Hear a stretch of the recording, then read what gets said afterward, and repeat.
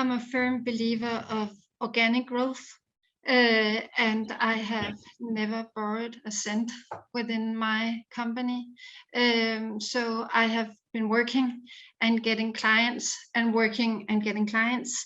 And then I got so many money that I just thought that I didn't, have to do so. I didn't have to have that activity. I delivered constantly, but I thought that it was going to continue going because I relaxed a bit too much, and I was in a complete how can you say, in a life turmoil at the same time. And then I was really confused that I got all those money, but I had that emptiness within me. And actually I lost a lot of money. I invested in my own projects, and I failed miserably, and was almost about to close my business, as I shared with you. But I then decided that I was going to conquer this, and I just continued working. And now I'm in a completely different place in my life where customers, they're coming in, money are coming in constantly. I have a really good business, but I do not take it for granted. And I think that is probably the most important lesson I can give to you. That is, do not take anything for granted. Do not take money for granted. Do not take love for granted. Do not take relations for granted. Cherish and nourish what you have. And if you do that, then you will continue to prosper and live an abundant life. And you will suddenly find out that money is actually not what gives you joy, but it is that you work and you live with a purpose, and then the money, it flows. That is my lesson here. So absolutely. Yeah. I can tell another story. It's not about the rock museum, but actually when we wrote this book, David, Jens and I was like, yeah, but I will need time for that, and I are about to grow a business around it with the True Storytelling Institute. I had to invest time, and I have a business, but I don't have the time. So for any hour I'm using on this, I will lose money for my company.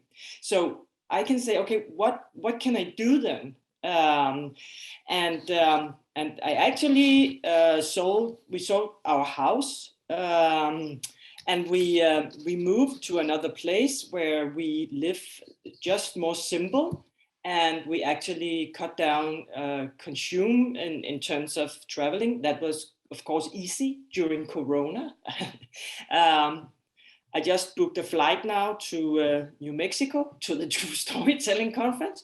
But I mean, this is to say that, yeah, I didn't took any loans. I don't have any debt, but I changed my daily life, and I changed my I would say business as usual way of being, in terms of that this is an investment. So you can also invest in something in another way. There are other tools to use.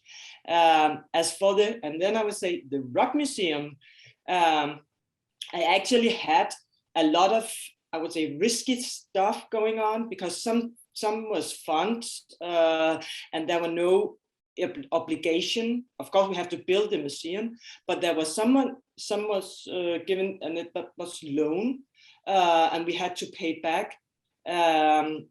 And it was a long-term period, but we also had to ensure a turnover in terms of paying that back, and that kind of was creepy, because then you really had to ensure that the business plan in 5 years or 10 years would still hold, and that, I think, was a very big responsibility.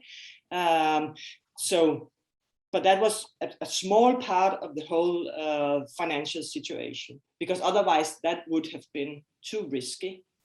So that was two ways of seeing things. Yeah.